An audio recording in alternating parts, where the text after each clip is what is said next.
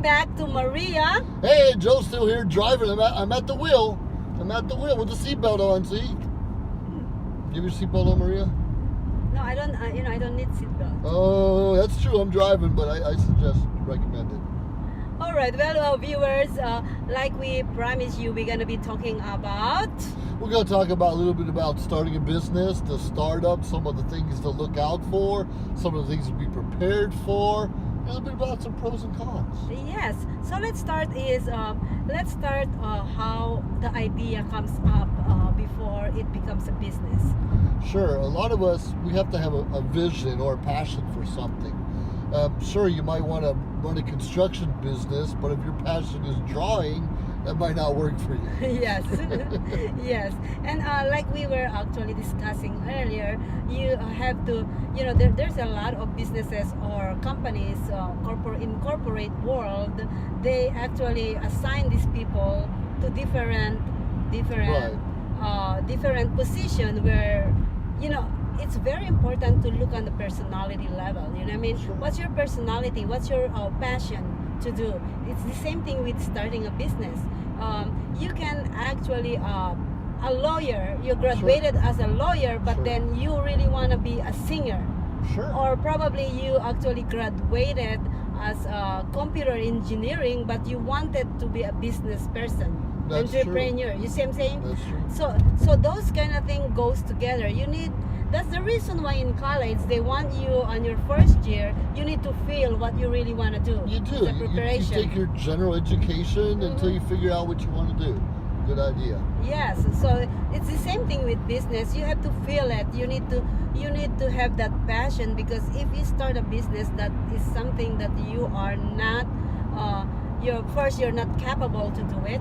Sure. Second, you don't have the heart to do it.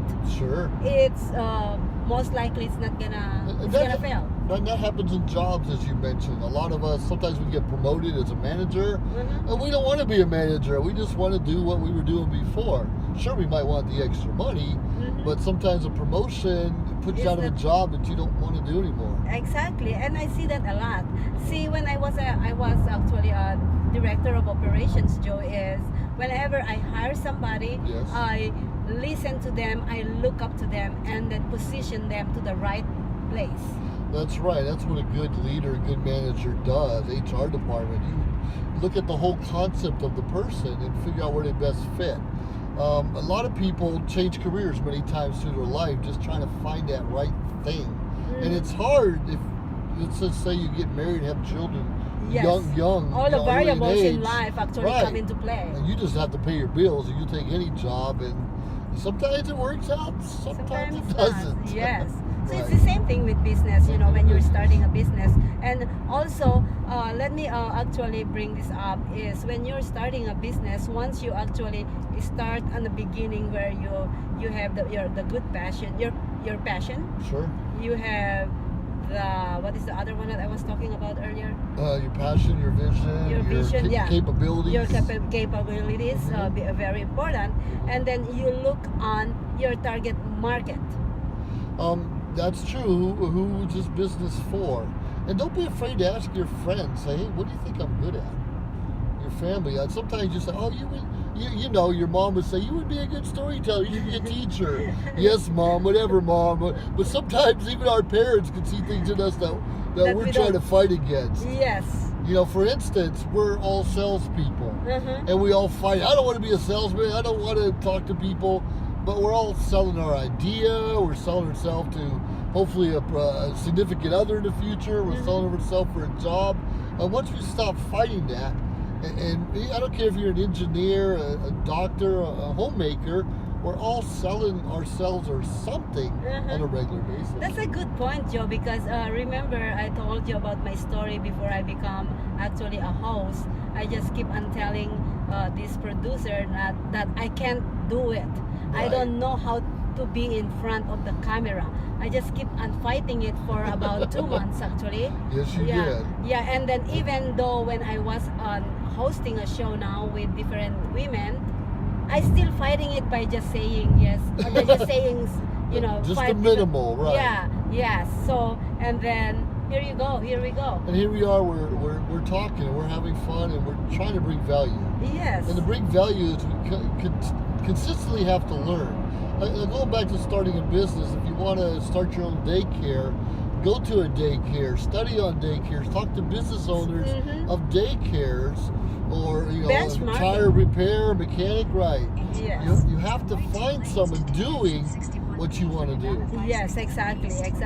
And we were talking about ideas earlier. Ideas is really, really important, but ideas actually fly here and there nowadays. And if you don't put execution, That's a good idea you brought up. A good friend of mine teaches the 5-second rule. And the 5-second rule isn't dropping food on the ground, picking it up and eating it. It's when an idea or thought comes to your mind, within 5 seconds write it down somewhere so you come back to it so you remember it. yes. And he's a very successful business owner. Oh, that's a good idea. That's a good point, viewers. Because let me share with you what I've been doing for the past few months. I have like every idea that I have in mind, I write it down and then I put it in a notebook. So every single idea has a notebook, which is I called it my brain. Your brain, okay. Yeah. So what I do is, because I'm the person who has so much ideas that my brain hurts because it just keep on coming. Sure. So what I do is I write it down. Okay, this idea, Yes. and this idea with different notebooks. So I have probably about 10 different notebooks at home where Sure. I write all my ideas. And when I feel like there's something coming in, I go on my notebook. Which one is that idea actually fits? Yeah. And I write it down in that thing. Good point. And still have those ideas. It probably work in the future. It probably not, but it is still very, it's a good tool in the future that I can go back to. And you know what? I think it works for some places. It works. We all forget things. Oh wow, look at that university.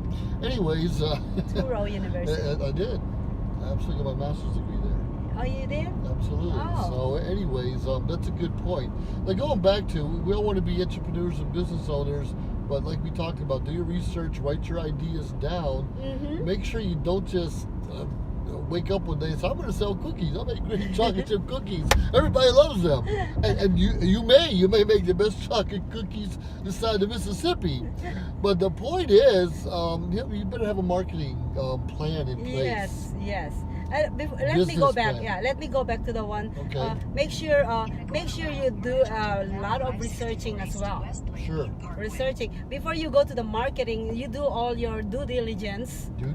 Yes, before starting a business, because honestly, there's a lot of businesses actually started in all over the world and never work out because they didn't.